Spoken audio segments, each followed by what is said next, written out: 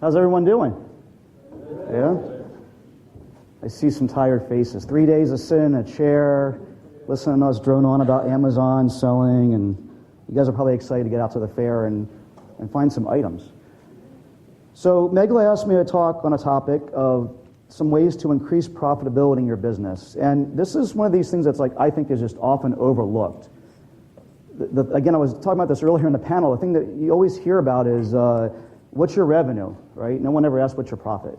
So we get in tune in our heads of, oh, I have a $5 million business, I have a $1 million business, I have a $10 million business. But as my friend David always says, revenues are vanity and profits are sanity. So in my business, I'm actually targeting hyper growth, hyper revenue growth, because I do feel like it's easier to go back later and work on the profitability of your business. It's a little bit harder to get those sales and get that train moving. But earlier this year, I did go back and really worked on profitability, because profitability also fuels growth. The more money that you're throwing off in cash flow, the quicker your business can grow. So I got 10 tips here, 10 things that I think you can be doing. And again, I tried to think about the audience, knowing that there's some people here that are just getting started. I've seen lots of hands go up for people that are importing more than 20 times a year. So these are kind of a little bit all over the place, just again to try to help as many people here as possible. So you guys already know who I am. I can probably skip this slide, but again, doing about $7 million this year.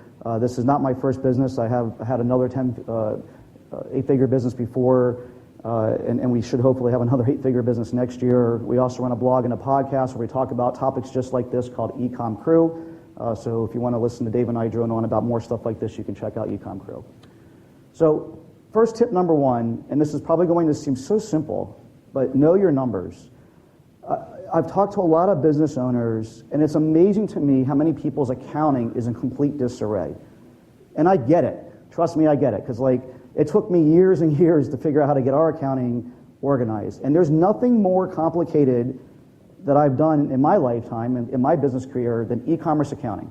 It's absolutely mind-numbing when you have multi-channels, especially when you start getting in multi-currency. You got inventory in transit that you're trying to calculate. But you have to know these numbers, guys. I'm telling you, you're dealing with a business that's a lot of moving parts, a lot of cash is flying from this place to that place, and you can quickly get to the end of a quarter or the end of the year thinking that you're making a ton of money and actually be losing money. Because you can be, if you're in a quick growth situation, your cash flow is going to always be going down, and you're going to be owing the IRS money, and you're not going to be able to plan properly for the 3 big key times of the year, which is getting inventory for the holidays, reordering for Chinese New Year, and then having to pay your taxes.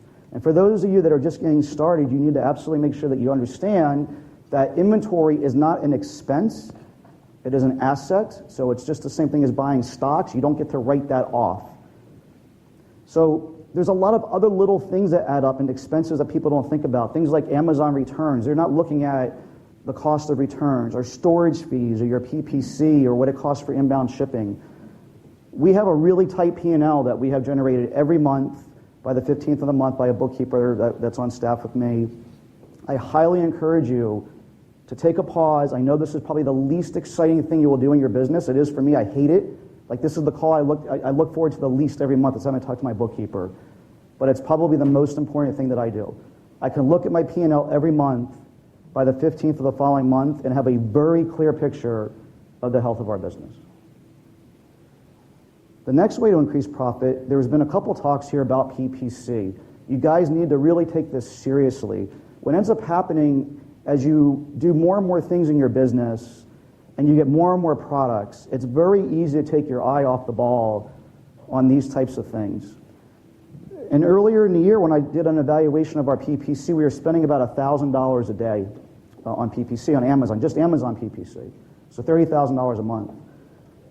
And by doing a few things here, I was able to reduce our cost on PPC by 20%, and our sales actually went up by 10%.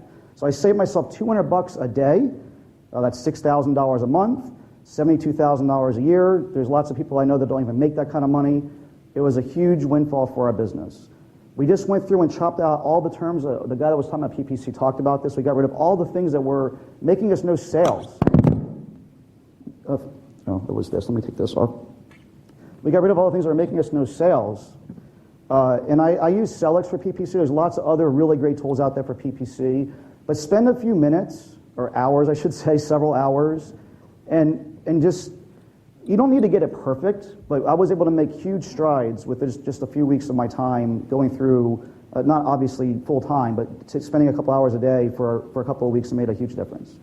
Be aware of seasonality. There's lots of products that we sell that do really well on certain times of the year and really poorly on other times of the year. Just a couple for instances, we sell, for color, we sell a case that holds pencils and pens and some markers and stuff like that. That product does really well for back to school.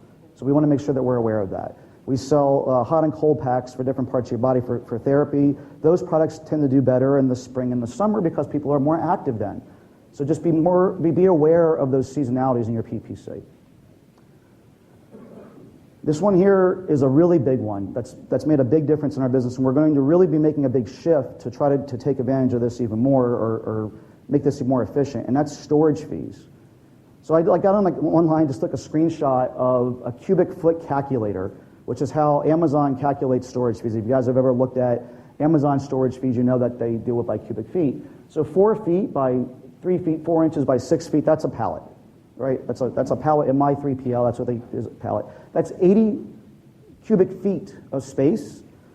So Amazon charges 64 cents per cubic foot, and during the fourth quarter, it's $2.35. This is for standard size items. It's $51 a pallet position, three quarters of the year, 1 quarter of the year. It's $188 to store a pallet in their warehouse. I can store a pallet in my warehouse for $10 a spot. So you're going to be ordering stuff from China. It's going to show up in the U.S. If you're leaving inventory in Amazon for more than 2 or 3 months, you're really shooting yourself in the foot. So we're using a 3PL now. We have about 150-ish pallets at the 3PL. This is saving us thousands and thousands of dollars a month, tens of thousands of dollars a year. And if you end up in a situation where you have long-term storage fees, that's even worse. Those numbers I didn't want to put on here because they're disgusting. Optimizing your shipping. This was a big, hard lesson that we learned. I think I talked a little bit about this in my other talk. The year before last, our first year kind of doing this, we did not plan for Chinese New Year. We did not plan for the holidays well. We didn't fully understand how long it took to get stuff into the United States. We didn't really fully understand how long it takes Amazon to check things in during the holidays. So we had to do a lot of air shipping. And it was just a crushing blow. I mean, spending $30,000-$40,000 to air ship over several pallets of stuff just so you don't run out of stock is pretty gross because you're not getting anything for that money. I didn't get anything extra for my money, for my $30,000. I could buy a lot of really good steak dinners for $30,000. But the other thing that we've done is consolidate shipping, which I talked a little bit about before. So we don't typically order small amounts of stuff, but we have situations where we have like a half a container here, full of stuff, and a half a container in another spot. And consolidating that shipping means a lot of savings for us. The neat thing about this business is that a 40-foot container is basically your maximum efficiency. So when you're first getting started, it's almost unfair to people like me who are shipping 40-foot containers because it's so much cheaper. It's unbelievable how much cheaper it is. But the reality is like once you kind of get to that point, there isn't much cost savings past there. When you order something and you're shipping 2 containers at a time, it's whatever the 1 container price is times 2. You might save a little bit on paperwork fees, but that's about it. So you can check crates.com. That's a good place to check just to make sure that your rates are in line with what other people are paying. That's a good tip for that. Tip number 5, leverage manufacturers. There was another person that talked about this as well earlier in the talk. That's one disadvantage of going last. Some people talk about other things you're going to talk about, which is fine. I think these are good things to kind of reiterate points, right? To kind of hit things home. There's more than one thing to negotiate with than price. You don't have to just always say, can you get me a better price? There's lots of things you can get your manufacturers to do for free, things like label products, something I talked about that earlier. 20 cents a shot to label a product on Amazon, we get our manufacturers to do that for free. And or we develop the FN SKU directly into the box and into the packaging now to save even better or to make it even more efficient. Better terms. Like one of the most enlightening things for me was having better terms. I never really thought like that I could do anything better than the 30-70 kind of rule that they always want 30% deposit, 70% on final payment. It turns out that a lot of manufacturers will start to extend you terms that are better than that over time. That's worth a ton of money to you. In a very cash-intensive business, it's worth a lot of money. Find other manufacturers. So you can, this was one that we put in the very last second, I forgot about that.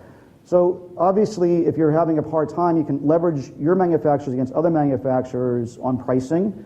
This is something I don't like to do very often. I want my manufacturers to make money too. If you're the one that's constantly needling them and trying to reduce pricing, they're going to cut corners somewhere else, and or your shipments suddenly are not on time because they have someone that they are making money off of.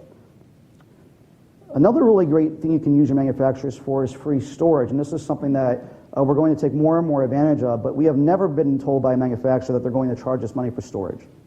So if you want to order a little bit larger quantity of something, or if you're trying to make efficiencies in shipping by putting everything in a 40-foot container, and you're trying to do better inventory inbound planning with Amazon, your manufacturers will continue to store the items for you in China for free if you're at a level where that's something that's feasible for you. We've also put in late shipment penalties. This is a way to, again, time is money with all this stuff. They've already got your 30% deposit. If they're holding your money and not giving you your inventory on time, that's costing you money. You have to start thinking in terms of that. And also, it's probably costing you sales. So if you put your interest in line with them and you're charging them a late payment penalty, they will usually get the thing done on time. And another thing that we put in place is paying for failed inspections, because I was sick of having to pay the $309 for another inspection over and over again, because they can't ever seem to get it right the first time, even though they know that our standards are really high.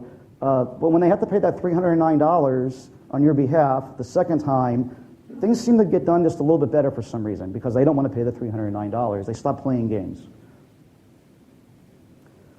This one here is actually pretty incredible. I think most people here that have been selling for long enough know that Amazon loses stuff inbound all the time. In fact, it blows me away. Like, I mean, you would think that a company of this size, with the amount of stuff going through their doors, would be able to have their act together receiving inventory. But basically, every single shipment I send in, they lose something. It's unbelievable. And you have to go in and manually ask for reimbursement. But there's all these other things that we use a tool called Refunds Manager. I put a link in here for it, that they go through and do this for us. I mean, it's like reconciliation of stuff. There's products that get lost in the warehouse, not just necessarily lost inbound shipments, chargebacks. It's too much to even go through here. There's pages of this. But this has saved us $17,000 this year in refunds. It's a substantial number. That's through yesterday when I took this screenshot. Again, that's more than a lot of people get paid in a lot of countries, right? So this is going to work out to about $25,000 for us this year in additional profit, because it goes right to the bottom line of all these things that they find for us. And this service that we use, they go through manually. They have a human do it. It's not with a bot. I put a redirect link in here, ecomcrew.com/refunds. It'll take you over to Refund Manager. We've been using them for 2.5 or about 2 years or whatever, and again, it saves us a ton of money. Number 7, reduce SaaS products. Everybody here signs up for SaaS products. They hear about this new whiz-bang tool all the time that's going to revolutionize your business. You sign up for it and you kind of forget about it, or you sign up for it and I'm going to get to it later. Dave and I were actually just reviewing P&L this morning, and it's amazing, the size number that's on our SaaS line item on our P&L. You can probably reduce hundreds or possibly even up to $1,000 a month by just taking a few minutes, looking at your credit card statements, and or if you have good accounting, just click through the line item that says SaaS on your P&L and just cancel the things you aren't using. Again, if you're using them, great. But if you aren't using them or underutilizing them, ask yourself, is it really worth it? That's something that can save you a couple $100 or maybe, again, even $1,000 or more before you even get on the plane to go home. Number 8, you're spending every day as a small business owner just kind of going through life and thinking about how I'm going to grow my business, but not necessarily taking the time to stop every now and then and negotiate. You can negotiate with UPS, with FedEx, with your packaging supplier, with your manufacturers, just anybody that you come in contact with, spend a few minutes and just negotiate with them just a little bit. You'd be surprised at what you can do with that. This is one of my favorites. There's actually some interesting conflicting opinions here because there was someone on the 8-figure panel earlier that Will that was saying that he has all of his labor in, I think it was Michigan or Minnesota, something with an M. Now we've chosen to have 2 offices. We have an office in California and we have an office in the Philippines. This is a picture of my Filipino crew as of about 6 months ago, and I'm going there in about a week, and I'll get a new picture. We have almost double the staff there now, not quite, but they're getting pretty close. These guys are an instrumental part of our business. I mean, seriously, guys. I mean, like, it's unbelievable the level of things that these guys get done. They are equivalent to like an MBA or definitely a college graduate level person in the U.S. that would cost me $50,000, $60,000, $70,000 a year. I'm paying about $7,200 a year for these guys. We set a minimum. That's our minimum wage I arbitrarily set myself. That includes a 13th month pay. But about a year and a half ago, I was traveling actually to China and watching a presentation, and something just kind of clicked in my head. I'm like, you know what? I'm going to China. Like, I'm spending all this time, energy, and effort in my life to be a retail arbitrager, right? We're all here looking for goods that we can find really cheap and sell for lots of money. Why am I not doing that with labor? I mean, it just made me realize that, like, there's all these, like, mundane tasks that I do day in and day out, and my staff's doing day in and day out. And if I want to continue to grow at the pace I'm doing, and do all the social media stuff I'm doing and support the way that I do it. I mean, we do a lot of touch points and we do a lot of things that require a lot of manual labor. I can only do that if I hire a staff like this. And this has transformed our business. It's going to allow us to really, I think, catapult next year. We put a lot of really good building blocks in place. These guys, again, they do all of our customer support, all of our social media management. They write our agenda for Color It Live every week. They've helped us put together the entire course that Dave and I did for eCom Crew, all the video editing and they wrote all the PDFs. We have 2 full-time content writers. If you go to tactical.com, which is our site, that was 100% done in the Philippines. Every word that's written on that site, or like 97% of the words on that site, are written by a Filipino. It can be done. $600 a month, I've got a great site together. The next one here, I mean, this is like one of these like obvious things. Focus on higher margin products. Everybody would love to do that, right? It's like the reason I want to put this in here, especially for the guys that are newer in the room, you're here, you tend to want to start sourcing, right? You want to get started, you want to continue to build your catalog. But the higher margin products allow you to do things that you just wouldn't otherwise be able to do. Spend more money on advertising. There's someone pretty prominent that talks about this that says, whoever can spend the most money on advertising is going to win, right? So if you have higher margin products, it allows you to do a lot of things that you can't otherwise do. And in my e-commerce journey, I started with a dropship site called treadmill.com. I bought the domain treadmill.com. I still am a keyword domain investor. I own treadmill.com, and I ran treadmill.com for a couple of years until I got aggravated making only 10 points of profit. You can't fix any problems with those profit numbers, right? I mean, I had PPC costs and employee costs and shrinkage costs with inventory of things getting damaged. And then we moved on to reselling other people's products with icewraps.com, and our margins turned to 50% for Keystone. But then we got into private labeling, and our margins got even better. And now we focus on the highest margin products possible. You have to be willing to say no. You have to pass on products to get those higher margin products, because it will make a big difference in your business. So that's my list, guys. I know, again, it's the end of the conference. You're probably all exhausted, and there's a lot of things bouncing around in your head. Hopefully you found these things to be helpful. Again, you guys already know, you can find me on Twitter at mjackness, eCom Crew, ECOM, CREW, podcast on iTunes. We do once a week a 30 to 45-minute podcast. We also have this special for global sources, ecomcrew.com/global.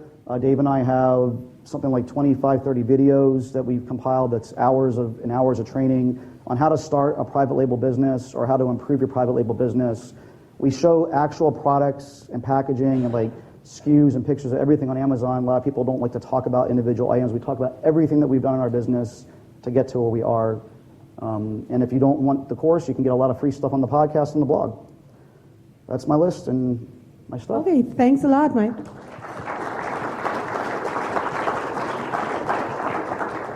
Any questions for Mike? Thanks, Mike. Over here. Just a question. I was very impressed with your crew in the Philippines. So we understand, having virtual assistants. So is your crew at a size where you have to have your own office in the Philippines, or are they working at home, things like that? Let me talk about that for just a minute. So I hired my first VA in the Philippines probably a little bit over 3 years ago, probably almost 4 years ago now. And he worked at home, and I just got aggravated with him over the time. I had him for about a year. His internet would go out, his power would go out. I had a hard time explaining to him what to do. It got to the point where I felt more frustrated having to explain to him what to do than if I just did it myself. And I eventually just let him go. And I went about another 6 months without a VA. And then again on the same trip, I kind of had this epiphany of the arbitrage labor. And I'm like, you know what? I'm going to do this again, but I'm going to do it in a way that I would do it if I was in the United States. I mean, first of all, I'm going to hire somebody and ask them to do tasks that in the same way that I would hire for the U.S. So I'm not going to hire somebody and ask them for $600 a month to literally be Superman. I'm not going to ask them to do like graphic design and write content, answer customer service, do all these things in one job. That's not possible. There's nobody on earth that can do that. Maybe people in this room, I guess, because we're all entrepreneurs and overachievers and you figure out a way to get crap done. But that's not what a regular employee is going to do. So when I went back out and did this, I hired for a general VA that would do literally just kind of general VA tasks. Things like customer service, Facebook stuff, some scheduling, things like that. Things that made sense. So I have more realistic expectations, number one. Number two, I spent a lot more time looking for the right person. I put a ton of effort into the hiring process. The same kind of effort I would put in the hiring process to hire someone in the United States. Multiple phase interviews, phone interviews, tests. I gave them a test. And she worked for me for about a year and was transforming our business like crazy. And I picked up the phone one day and called her and said, look, I want you to run our Philippines office. We're going to open an office. We're going to draw a circle around your house. Anything that's within a 30-minute commute of where you live, those are going to be the offices that we're going to choose from. And we're going to hire a whole staff here and really build out this team. And the reason I chose to do it that way is, number one, we're now working from an office that has perfect internet and power. We're all in one spot, so I talk to her about what needs to get done. She disseminates everything. We use Basecamp.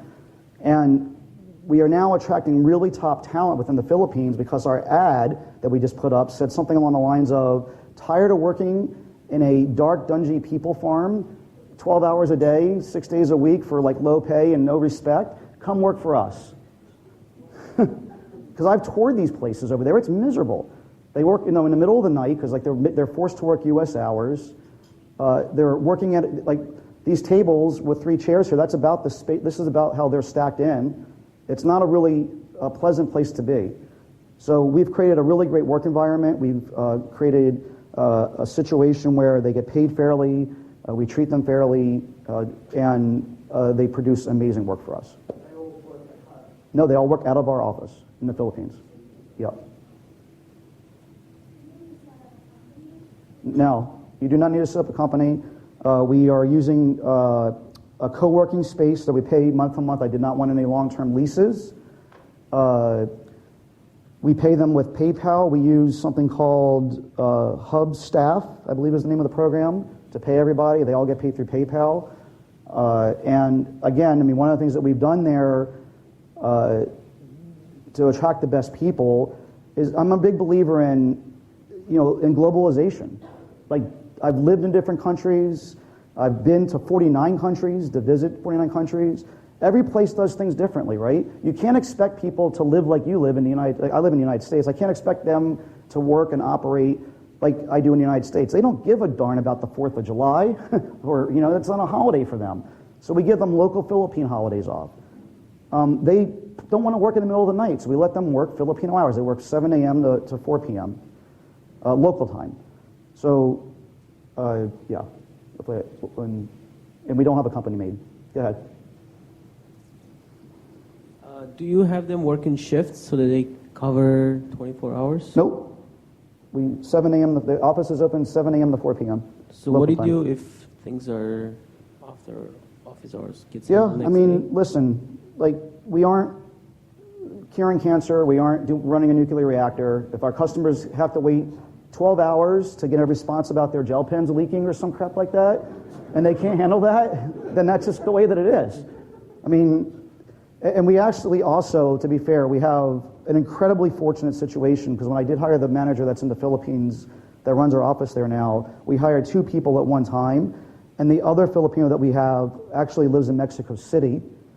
Her husband is like the assistant ambassador to Mexico, so we do have another Filipino in Mexico, so we do have more hours covered, but we also have a staff in California. So we cover 16 hours-ish a day. But again, I mean, everyone there knows, like, yes, the customer service is a priority, but it also has to be put in perspective. Like, legitimately, like, I use that gel pen story. People, I mean, they want an answer right away. Those are the people that you're never going to make happy no matter what. Which VA website do you use? So we've used onlinejobs.ph traditionally. It had a lot of really good success with that.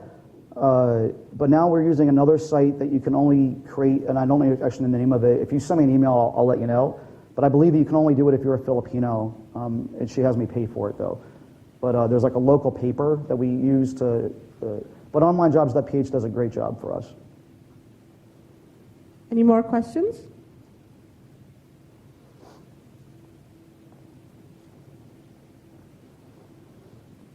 Thanks, Mike. Great presentation. I like what you said about focusing on maximizing your margins, getting the highest margins possible. I was wondering if you had like a benchmark or a number in mind when you're looking at new products to source. Thanks. So when I first started private labeling, my floor margin was, I look at ROI. So 3x ROI. I spend $10 on something, cost, landed, I want to be selling it for 30. That's actually not ROI. I want a 2x ROI and 3x sales price. So if I buy it for 10, I want to be able to sell it for 30. I want to be able to take home 20 and make $10. That was like our original, and we've been running that for quite a while. I've basically increased that by like 1 digit now. So it's 4x. So if we're buying it for 10, we want to be selling it for 40 is our minimum. There's a lot of people that have inspired me to do this. They're mostly people that are in like consumables like skincare and makeup and stuff that I have some friends that are getting like 20 to 1 ROI, and I'm just like seeing like, the margin they have and what they're able to do in their business. Like I said earlier, knowing your numbers and like having the profit, this helps fuel your business. You can just grow that much quicker. And the reality is as you continue to grow, when you're at a place like we are, we're hitting a lot of headwind. I mean, it's hard to grow at 200 to 300% every year as a company, which we have been doing the last 3 years. And what makes it easier and lets you make more mistakes is just having more margin. So we say no a lot more than we used to. There was a time where it was kind of painful to say no because all you want to do is say yes and keep on building and building and building. But we have enough going on now, and we can pick and choose more to be at that 4x ROI or number. Okay, any more? Thank you. So how do you avoid air shipping, especially when you're launching a new product? Yeah. So you talk about shipping 40-foot containers. Everybody wants to do that, but Yep. I'm pretty sure like half of the people in this room don't have the ability to send the 40-foot container in, especially trying to launch a new product. So how do you avoid that? Or what's your process of... It's a great question. It's a really, really good question. First of all, I think let me just predicate this with a whole nother story. Everybody needs to be comfortable in their own skin. I didn't get to where I'm at in 1 month, okay? The people that are getting started in this room, you have to realize this has been a multi-year journey. I happen to be fortunate that I had another very profitable business before this one, that I was able to sink hundreds of thousands of dollars into my initial inventory purchases with my own money. And it still took many years to get to where I'm at. So yeah, it's easy to look at someone that's speaking up on stage here that's saying they're doing 7 million or 10 million, 20 million, whatever, and aspire to be able to do that. But if you're just getting started, you're not going to be able to buy a 20-foot container, a 40-foot container of product. I totally get where you're at. So the way that we've avoided the air shipping thing is confidence in our product selection. So when we go develop a new product, my rule of thumb is to just like never run out of it. So we order what a lot of people, like, including Dave, we talk about this all the time, we probably consider to be excessive amount of it because we launch products, run out of it, had to air ship more of it in, try to restart Amazon, and then like it doesn't really, you can't really restart a product like once you lose that sales velocity. We haven't been able to figure that out at least. If someone here wants to find me in the hall and teach me how to resurrect an Amazon product that was once really successful, that you ran out of stock for several months of, and you're trying to get it back, it's not possible. At least I haven't been able to do it. So I err on the side of caution of ordering too much rather than not enough. I have confidence that the items I'm going to bring in are going to sell well, and I order enough from day one to make sure that we cover that. It will take you some time to get to that point. I think it took me a few times of getting stung or stubbed in the toe, not ordering enough, running out of something, reordering based on the velocity that I was doing, but then when that product never came back to life, like now I got inventory in the warehouse that I can't sell through, it creates all these problems, right? So what's worked really well for us is ordering, like we just launched a new set of gel pens. I was talking about this earlier this week. We ordered 6,500 units, first order, brand new product. I do not want to run out of it. We've already placed another reorder because we launched the product and started selling really well already. We already launched a reorder, but now because I ordered 6,500 units, we're not going to run out.